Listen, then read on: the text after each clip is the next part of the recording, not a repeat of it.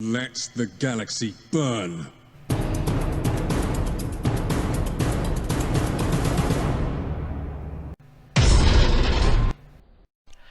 Hi guys, Skypoint here, and today is very exciting because the Thousand Suns have finally hit the game, and I've been waiting for this ever since I first started playing last June, almost a year ago. Alright, so I have not taken a look at all of the cards yet. The only ones I know of are the ones which were in the previews, so let's go ahead and discover the Thousand Sun cards together. Okay, so we start off with the Warlords. Actually, before I do that, yeah, you know what, I'll start going through this. I'll talk about their mechanics as we discover them. Let's start with the Warlord. So the one we knew about already was Aztec Ahriman from the previews which were done. So Ahriman has Psyker 2, so he generates 2 psychic energy every turn, which you can spend in addition to your regular energy. And then his ability over here is for 2 psychic energy, he can give precognition to a friendly troop until your next turn, which means that troop cannot be attacked directly. It can be hit with unit abilities or tactics, but not attacked directly with a regular attack. And in common with the Epic Warlords, the Orange Warlords, he's got 2 attack and 35 health. So he's pretty cool. We're going to take a look at Magnus the Red in a moment, but the next stop is Phosis Takar. So Phosis Takar is the Epic Warlord for Thousand Suns. As we can see over here, he's got 2 attack and 30 health. He has Psyker 2 just like Ahriman, and his special ability is he puts a psychic barrier into play for 2 psychic energy, and then that's it, he's done.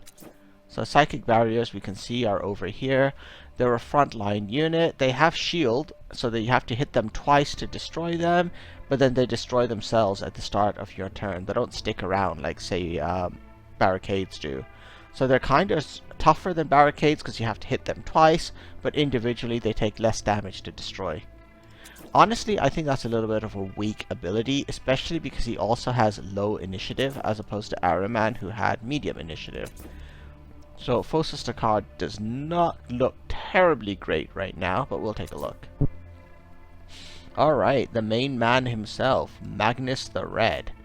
So, Magnus the Red, 2 attack and 40 health. He has Psyker 2 and a Whisper of Chaos, which we'll look at. And what he can do, oh, that's actually interesting. His ability is flexible. If you use his ability on an enemy, you deal a random amount of damage to it. Now, I don't like that. I wouldn't trust spending 2 psychic energy to have a 50% chance of dealing only 1 damage, but this is more interesting. You can give a friendly unit shield so it doesn't take any damage from the first hit which goes down on it. That could be really powerful in the early game. You put a shield down on the first unit you play, and it can help you to get a board advantage. I like that. Let's go and take a look at his Whisper of Chaos to see what does it take to convert him. So, oh, that's fascinating. Look at that. I haven't seen this effect before. -1 cost whenever he takes damage. So it starts at 25 energy, meaning you can play it after Magnus has been hit 15 times. Now, of course, if those are 15 small hits, you're in luck. If they're 15 big hits, you're not going to be playing this thing. So let's see if it's worth it. You become the Shard of Magnus. And then you can no longer attack. Wow. Okay. You do get Psyker 3, so your psychic powers become more powerful. And you can spend 3 psychic energy to gain shield, ooh, and do 1 to 3 damage to all enemies. That's kind of cool, because then you're no longer attacking directly, you're only attacking psychically, but then you're hitting everyone. It'll be interesting to see how this one plays out. Alright, with that out of the way, let's go ahead and start going through the cards. We begin with their cheapest Marine squad, Horus Squad. This guy has nothing. Like, in common with most of the 1 energy troops, he only has 1 attack. He does have 2 health, which makes him better than some of the Imperial Army. Actually, no, the Imperial Army 1 energies are broadly similar. But he does bring Psyker 1 to the table, which means he expands your pool of psychic energy. So, interesting guy, nothing to write home about yet. We've already seen Psychic Barrier, this defensive thing, and we're going to see there are a couple more cards which generate this later on. Empyrean Purpose, this is new. Create 2 random psychic powers in your hand. Okay, that's interesting. We'll see later on what those psychic powers are. I guess Imperium Purpose is one of the psychic powers. I don't know. We'll see. Okay. Or maybe not. It looks like a tactic only. That's interesting because we're all expecting that the Thousand Sons are going to have trouble with hand sizes, right? Because as I said in my preview video, normal legions draw cards into their hands, and they play those with energy, which limits how many cards they can play a turn. The Thousand Sons are in theory playing multiple cards a turn because they can use psychic energy as well. But Imperium Purpose is 1 card which gives you 2 cards, which helps to offset that. Flesh Change. Oh, that's kind of interesting. A move for desperate power. So you really need to fuel one of your psychic abilities. You can destroy one of your troops and gain psychic energy. I like that. It's also thematically very on par because in the lore, Thousand Sons who push themselves too far turn into gibbering chaos bonds and die. Oh, cool. So let's go on. Kalmec Squad. Okay, this is the first Thousand Sons troop who does not generate psychic power every turn, but he does generate it when rallying. So you get a one-off big boost of psychic power. That's not bad because most of the Thousand Sons troops tend to only have Psyker 1, meaning that they have to survive for 2 full turns in order to give you 2 psychic energy. These guys give it to you immediately. And then I guess these are really good victims for Flesh Change, because then between the 2 of those, for 4 energy, you will have gained 7 psychic energy. Siren Squad. We saw these guys in the previews as well. They have Psyker 1. They deal random damage, which is an effect I'm not a huge fan of. In this game, I don't like random effects, so you cannot really rely on them. Alright. Prahatpi Recon, we think we saw these in a preview as well.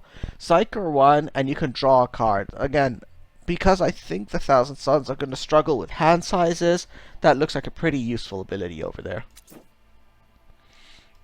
Psychic Lash, we saw this one in the preview, and this is potentially going to be incredibly powerful. You can keep playing this card and repeatedly during a turn, and it goes away only at the end of that turn. And it just deals out lots and lots of random damage. So the idea is if you've built up loads of psychic power, you can just use Lash to unleash it on your enemies. Scrying.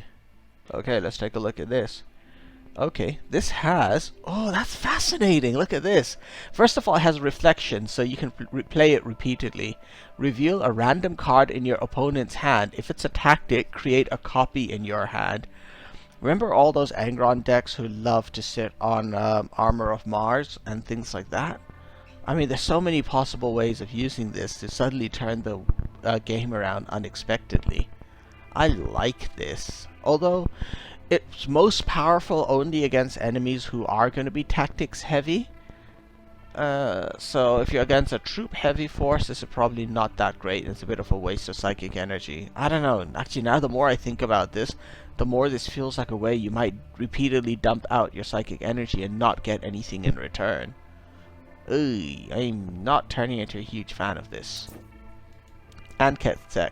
These guys were in my reveal video earlier, and I like these guys because of there's so many different things you can do with returning troops to your hand. It's mostly for the rally abilities. Sekhmet Squad. Okay, these are totally normal Thousand Sons dudes. So they cost 3 energy. They've got slightly underwhelming stats for that, but they do have flank and they do have unstoppable. So I would view these guys as a way of spending 3 energy and dealing 2 damage to an enemy troop. It's not great. Not great at all. I'd probably rather try to deal 2 damage through some form of a psychic effect. City of Light. This came out of the previews as well. Your Warlord gains Psyker 1. So because all the Thousand Sons Warlords already have Psyker 2, it basically means that they get more psychic energy generated per turn. And unlike troops, your Warlord can never be removed from the game, so you're always generating that bonus psychic energy. Enumerations. Okay, this is amazing. Look at that. I've just been talking so much about how the Thousand Sons are going to run out of cards. Well, this is the answer to that. This will help you to draw cards to make sure you've got things in hand. And the nice thing about it is it's got reflection. So if you have enough psychic energy saved, you can just draw a couple cards. Well, you can draw like if you 4 cards for 6 energy, or 6 cards for 9 energy. That looks like a really key card for Thousand Sons. Meketra Cable. So these guys cost 3 energy. They've got decent stats for 3 energy, but the real thing is their rally over here. They put in play 2 psychic barriers, which are those cards we saw earlier on. And they have Psyker too, so actually pretty powerful at generating psychic energy, which I guess can then feed into enumerations in a following turn. That's cool. Pride Squad. Nothing special about these guys. They've got atrocious attack values for 3 energy, but they do have Psyker 2 and 3 health, so they have a reasonable chance of surviving, and if they survive, they generate a ton of psychic energy. That's interesting, because these guys are pretty much not that great except for their Psyker 2 ability. Prospering Lore. This is an instant way of gaining 3 energy and drawing a card, which I think is great for Thousand Sons. Quick Blood. This is a psychic power. Oh, give +2 attack and +2 health to a friendly troop. Hey, I guess that's what these guys are really waiting for. I like Quick Blood. That looks great. And it applies to a friendly troop, so not just Astartes, it goes to anyone, so neutrals can benefit from it too. Warp Portal. Return a friendly troop to your hand and return its cost by reduce its cost by 2. Okay, that's also extremely good.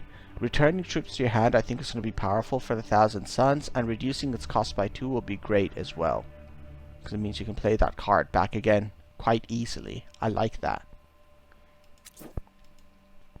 Amunis Squad. Psyker 1 and Unstoppable. Totally average stats for 4 energy. Unstoppable is a nice little bonus, meaning front lines don't stop them. And then Psyker 1 is a nice little bonus on top. These guys are not bad. Anktau. Okay. Oh, that's powerful. Look at this. This is a tactic. One of the Thousand Sons direct damage tactic. And it returns to your hand, assuming you've got no troops in play. That's pretty cool. It's like a draw a card ability, like the Sons of Horus have deal 4 damage and draw a card. This one is deal 4 damage and come back to your hand, so you don't burn through your deck too quickly, which might be a risk then. IUM and Rhyno. We saw this in Scuff D's previews, I think. This is pretty cool. It's a frontline Rhyno. 4 health is nothing to scoff at. 4 attack is pretty decent as well. And if it survives, it has this cool ability to help you replenish your deck for 1 psychic energy. I like. Magnus Squad. These were in my preview. I didn't like these guys. I just feel they're kind of slow. Yeah, they've got a cool ability, but they can't act after buffing themselves, and so they sort of just sit there slowly getting buffed. Ugh. I don't know. Not a huge fan. Pentu Das. This is a 4-cost legendary. That's interesting. Let's take a look. So he has Psyker 1. He also has Precognition permanently, meaning he can never be attacked directly. He's like the opposite of a character with Ward. And for Psychic Energy, he heals a whopping 3. This guy will be really important, I think, for Magnus, because Magnus needs to get hit in order to trigger his Whispering, and Pentu Das will be able to heal him up. That's a very interesting card. The Book of Magnus. This is a legendary. Return to your deck all the psychic powers you have played and draw 3 new psychic powers from your deck. Oh, if you're building a psychic power focused build, this would be incredibly great for you. Witchfire. Deal 3 to 5 damage. Okay, again, I don't like random effects, although starting from 3 damage is not bad. But it applies to a single target. I think it's this ability is too important to miss out, but it's just a shame it's got random stuff. I mean, I will use it, I'm just going to be cursing my luck for all the times I'm dealing 3 damage when I really need to do 4 or 5. Hidden One. This is another Thousand Sun who has precognition, and what he does is he reveals a random card in your opponent's hand, and then he can act again. Not bad. I personally think he's more valuable for his stats together with precognition than burning your psychic energy on popping open random cards in the enemy hand. But I like what the devs are trying to do with this. Issachar Ore. This is the second legendary and the first one which I had revealed in my preview video. Nothing more to say here. It's just amazing. He gives precognition to all your troops on the board. I love that. Next, Khalid Support. So, 3 energy. Okay, so this is a guy, he's got no psychic power, but he does do, for 3 energy after you play him, 2 damage to an enemy and adjacent units. That's very similar to the World Eaters, who've got a guy with slightly better stats. World Eaters have a guy, I think at this energy cost, or maybe 1 energy cost higher, who's 4 attack and 6 health, and for 4 energy he does 3 damage to an enemy and adjacent units. This guy's not bad. 3 energy to deal 6 damage can be helpful. Shame he's not a Psyker, but I guess not all the Thousand Suns were. Go ahead and turn to dust later on, boy. Alright, next we have Ka Speeder. So what is this? It's got flank and it's got cleave too. That's pretty cool. I like it. It's a shame it only has 3 attack. Although I guess there's going to be some psychic powers like Quick Blood you can use to make it much more devastating. But it's coming in with 3 attack and potentially dealing 3 plus 2 plus 2, 7 damage. I like it. It looks useful. Ahriman's Cabal. So Psyker 2, that's cool. And for 3 regular energy, it gives reflection to the next psychic power you play this turn. And for 6 energy, their stats are okay, slightly below average attack, decent energy cost. That's cool. It means if you've got a psychic power which does not have reflection on it, like say Witchfire, you spend 3 regular energy and now your Witchfire can apply to, can be used multiple times in the same turn, assuming you've got the psychic energy to pay for it. Ashen Blow. I like this. No random chance here. Point at something and it dies. 6 energy, but that's well deserved for an expensive card. Mabdiat Isir. So this is a vehicle. Okay, they've changed that now. When they previewed it, it was in Astartes. It cannot attack until you spend psychic energy on it, in which case its stats improve, but it attacks randomly. What you probably want to do is try to clear out the enemy board first, and then trigger this so he goes and whacks the enemy warlord. Sekhmet Terminators. These guys are frontline psychers. That's not bad, I guess. 6 energy. Their attack's a little poor for that, but I guess the front line and especially the Psyker makes up for that. I think by contrast, the Imperial Army have an Ogre who has 5 attack and 6 health, but and front line, but obviously no Psyker ability. So, okay, it's a little weak for expensive frontline unit, but maybe you really want the Psyker part. I guess you could use precognition on these guys and make them survive and take advantage of them for the Psyker ability, but we'll see. Balak Uthizar. So we saw this guy already. He's cool. While he's in play, all your psychic powers have reflection. And he's got decent stats as well, but you don't want to attack with him. You want to keep him alive for that reflection ability. I think if you're building a deck which focuses on psychic power, you definitely need this dude. Gory Dreadnought. Ooh, this is also good for a psychic power focused deck, because the nice thing is you put this guy in play for 7 energy, then you start playing psychic powers, and you are buffing this guy every time. I think a lot of people are going to get wrecked by him.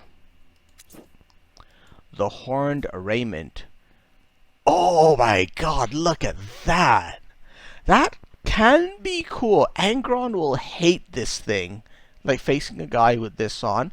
But other warlords who tend to flood the board with units are going to laugh this thing off, because they'll just use their weakest unit to get rid of the shield, and then continue hitting the warlord with tough units.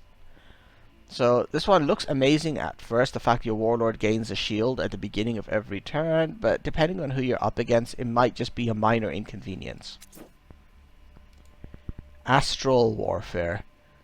Oh wow, look at that. 8 energy, that's a huge high cost card, but deals random, so boo for that, but 3 to 5 damage to all enemies. So this is sort of like a board clearer. Imagine, like, Ornithop's Barge will often drop a lot of weak units, and this guy will just wipe them all out. Alright, we're coming up to the last line over here. We have Siren Dreadnought. So this is a psychic vehicle, that's interesting. And while it's in play, deal 1 to 2 damage to a random enemy when you play a psychic power. Okay, that's pretty cool. Imagine if these guys are in play and Tilat's changes are in play, because I think psychic powers, I believe, count as tactics. Yeah, it's a tactic, right? So Tilat's changes will deal random damage, and these guys will deal random damage. That's a pretty cool thing to have. I'm sure someone will play that combo and start doing some badass damage. And again, overall, for 8 energy, their stats are slightly weak, although they do have Psyker. So, yeah, it's interesting to see that. Scarab Occult, also weak stats for 8 energy, but if you've got Psychic energy, you can really buff these guys up. They have front line, and they do come with, they generate a lot of Psychic energy.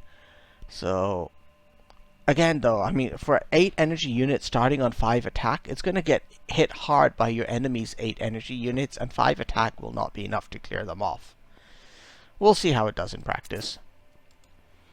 And then we'll come to Eternal Guardian. So this is a Dreadnought. Now this has better stats, and it has a cool energy ability here, Psychic energy ability, which is destroy an enemy troop, point and die. So that could see some decent use. I like it. And then lastly, we have their Land Raider, Karak. So this is a pretty straightforward 10 energy cost, 10-10, totally average.